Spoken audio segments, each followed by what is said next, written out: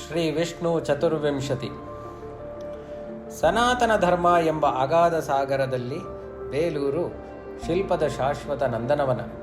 ಇಲ್ಲಿ ಪ್ರತಿಯೊಂದು ಕಲ್ಲು ಕಾವ್ಯವಾಗಿ ಹಾಡುತ್ತಿದ್ದು, ಪ್ರತಿಯೊಂದು ರೇಖೆಯೂ ಯುಗಯುಗಾಂತರಗಳ ಕಥೆಯನ್ನು ಹೇಳುತ್ತವೆ. ಈ ಶಿಲ್ಪ ಸಂಪದೆಯ ಮಧ್ಯೆ ಶ್ರೀ ಭಗವಾನ್ ವಿಷ್ಣುವಿನ ಚತುರ್ವಿಂಶತಿ ಮೂರ್ತಿಗಳ ಶ್ರೇಣಿಯನ್ನು ದೇವಾಲಯದ ಗೋಡೆಗಳಲ್ಲಿ ಮತ್ತು ಆಭರಣಗಳಲ್ಲಿ ನಮ್ಮ ಸಂಸ್ಕೃತಿಯ ಹಿರಿಮೆಯ ಕಿರೀಟ ಮಣಿಯಂತೆ ಕಂಗೊಳಿಸುತ್ತವೆ. ಇವು ಕೇವಲ ಶಿಲ್ಪಗಳಲ್ಲ, ಬ್ರಹ್ಮಾಂಡದ ನಿತ್ಯ ನೃತ್ಯದ ಸ್ತಬ್ಧ ರೂಪಗಳು. ಈ ಶ್ರೇಣಿಯು ಕಲೆಯ ಅದ್ಭುತ ಸೌಂದರ್ಯವನ್ನಷ್ಟೇ ಅಲ್ಲದೆ ಬ್ರಹ್ಮಾಂಡದ ಕಾರ್ಯವಿಧಾನದ ತತ್ವಸಾರವನ್ನು ಅನಾವರಣಗೊಳಿಸುತ್ತದೆ. ಸೃಷ್ಟಿಯ ಪಾಲನೆ, ಸ್ಥಿರತೆ ಮತ್ತು ಚಲನೆ ಇವೆಲ್ಲವೂ ವಿಷ್ಣು ತತ್ವದ ದಿವ್ಯಲೀಲೆಯ ಒಂದು ಭಾಗ. ಇಲ್ಲಿ ಅವನು 4 ಕೈಗಳ ದಿವ್ಯ ಪುರುಷನಾಗಿ ಚಕ್ರ, ಶಂಖ, ಗದ ಮತ್ತು ಪದ್ಮಗಳನ್ನು 24 ವಿಭಿನ್ನ ಕ್ರಮಗಳಲ್ಲಿ ಧರಿಸಿದಂತೆ ಚಿತ್ರಿಸಲ್ಪಟ್ಟಿದೆ. ಪ್ರತಿಯೊಂದು ಕ್ರಮಕ್ಕೂ ಒಂದು ರೂಪ, ಪ್ರತಿಯೊಂದು ರೂಪಕ್ಕೂ ಒಂದು ದಿವ್ಯ ನಾಮ. ಇದೇ ವಿಷ್ಣು ಚತುರ್ವಿಂಶತಿ. ಈ 24 ದಿವ್ಯ ರೂಪಗಳ ಪಾವನ ನಾಮಾವಳಿಗಳು ಹೀಗಿದೆ. ಕೇಶವ, ಹರಿದು ಬೀಳುವ ಕೇಶವಿರುವವನು ಎಂದರ್ಥ. ನಾರಾಯಣನೆಂದರೆ ಬ್ರಹ್ಮಾಂಡದ ಜಲಗಳಲ್ಲಿ ವಾಸಿಸುವವನು. ಮಾಧವ, ಅನಂತ ಮಧುರತೆಯ ಜೀವಂತ ಪ್ರತಿರೂಪ. ಗೋವಿಂದ, ಗೋ, ಭೂಮಿ ಮತ್ತು ಜ್ಞಾನದ ರಕ್ಷಕ. ವಿಷ್ಣುವೆಂದರೆ ಸರ್ವವ್ಯಾಪಿ, ಸರ್ವಪಾಲಕ, ಸರ್ವರಕ್ಷಕ.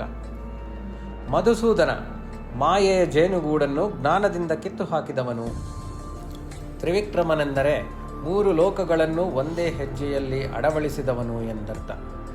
ವಾಮನ, ತನ್ನ ಜ್ಞಾನದಿಂದ ಅಹಂಕಾರದ ಬೆಟ್ಟವನ್ನು ಕುಗ್ಗಿಸಿದ ಬಾಲ ಬ್ರಹ್ಮಚಾರಿ.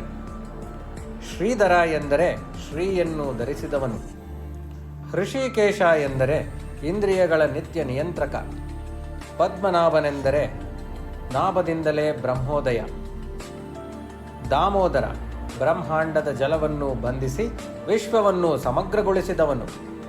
ವಾಸುದೇವ, ಅಸ್ತಿತ್ವದ ನಿತ್ಯ ಪ್ರಕಾಶ. ಸಂಕರ್ಷಣ ಎಂದರೆ ಆಕರ್ಷಿತನಾದ ಒಂದು ದಿವ್ಯಶಕ್ತಿ. ಪ್ರದ್ಯುಮ್ನನಾರು, ಜ್ಯೋತಿಯಂತೆ ಹೊರಹೊಮ್ಮಿದವನು. ಅನಿರುದ್ಧನೆಂದರೆ ಯಾವುದಕ್ಕೂ ಅಡ್ಡಿಯಾಗದ ಪರಮಶಕ್ತಿ. ಪುರುಷೋತ್ತಮ, ಪರಮೋನ್ನತ ಆತ್ಮ ಸ್ವರೂಪಿ.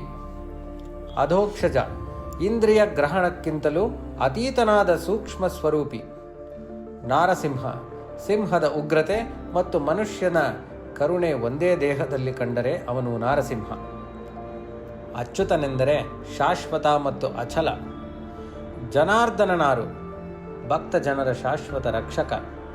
ಉಪೇಂದ್ರನೆಂದರೆ ಇಂದ್ರಿಯಗಳಿಗೆ ನೆರವಾಗುವ ದಿವ್ಯ ಭ್ರಾತೃ. ಶ್ರೀಹರಿ ಎಂದರೆ ತೆಗೆದುಕೊಳ್ಳುವ, ನೀಡುವ ಮತ್ತು ಹರಿಸುವ ಶಕ್ತಿ ಸ್ರೋತ. ಇನ್ನು ಕಡೆಯದಾಗಿ ಶ್ರೀನಿವಾಸನಾರೆಂದರೆ ಶ್ರೀ ಮಹಾಲಕ್ಷ್ಮಿಯ ನಿತ್ಯ ನಿವಾಸ ಸ್ಥಾನ. ಈ 24 ದಿವ್ಯ ರೂಪಗಳು ಸೃಷ್ಟಿಯ ಅನೇಕ ಆಯಾಮಗಳನ್ನು ಪ್ರಪಂಚ, ಲೋಕ ಮತ್ತು ಜೀವಾತ್ಮ ವಿಷ್ಣು ತತ್ವದ ನೋಟದಲ್ಲಿ ಕಾವ್ಯದಂತೆ ವ್ಯಕ್ತಪಡಿಸುತ್ತವೆ. ಸಾವಿರಾರು ವರ್ಷಗಳ ಹಿಂದೆ ಈ ತತ್ವವು ವೈಜ್ಞಾನಿಕ ದೃಷ್ಟಿಕೋನ ಮತ್ತು ಆಧ್ಯಾತ್ಮಿಕ ಕಾವ್ಯದ ರೂಪದಲ್ಲಿ ಬೇಲೂರಿನ ಕಲ್ಲಿನಲ್ಲಿ ರಚನೆಗೊಂಡಿದೆ.